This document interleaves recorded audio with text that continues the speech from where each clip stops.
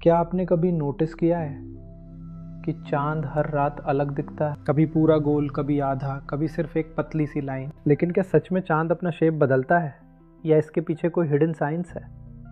आज की इस मज़ेदार स्पेस जर्नी में हम जानेंगे मून फेजेस क्या होते हैं, चांद कभी पूरा और कभी आधा क्यों दिखता है, क्या मून सच में शेप बदलता है और फुल मून और एक्लिप्स में क्या फ़र्क है। तो तैयार हो जाइए, क्योंकि आज हम अर्थ छोड़कर स्पेस की यात्रा पर चलने वाले हैं। मून आखिर है क्या? सबसे पहले समझते हैं कि मून आखिर है क्या। मून यानी हमारा चांद अर्थ का एक नेचुरल सैटेलाइट है। सैटेलाइट मतलब ऐसी चीज़ जो किसी प्लैनेट के आसपास घूमती है। मून लगभग 3,84,000 किलोमीटर दूर है अर्थ से। और इंटरेस्टिंग बात यह है कि मून खुद रोशनी नहीं बनाता।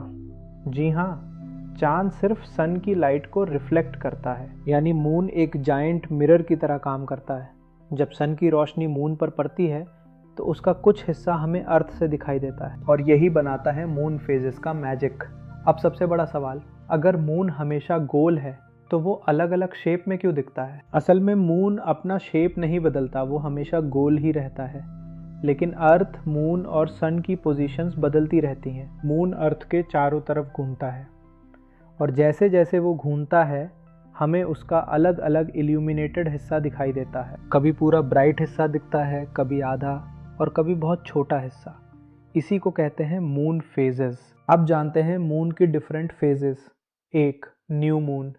जब मून अर्थ और सन के बीच होता है तो उसका ब्राइट हिस्सा हमारी तरफ नहीं होता, इसलिए मून लगभग इनविजिबल लगता है।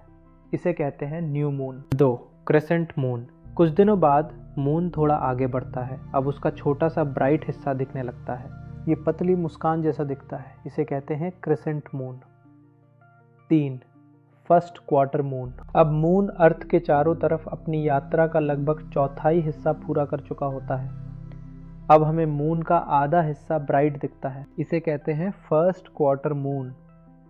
हालांकि फनी बात यह है कि असल में हम मून का आधा नहीं, पूरा मून का सिर्फ एक क्वार्टर इल्यूमिनेटेड हिस्सा देख रहे होते हैं। चार, गिबस मून। अब मून और ज़्यादा ब्राइट दिखने लगता है, आधा से ज़्यादा, लेकिन पूरा नहीं, इसे कहते हैं गिबस मून। पाँच, फुल मून। अब आता है सबसे फेमस फेज, जब अर्थ, मून और सन के बीच होती है तो सन की पूरी लाइट मून पर पड़ती है और हमें पूरा गोल चमकता मून दिखता है, इसे कहते हैं फुल मून। 6, वेनिंग फेज। इसके बाद मून फिर धीरे धीरे छोटा दिखने लगता है।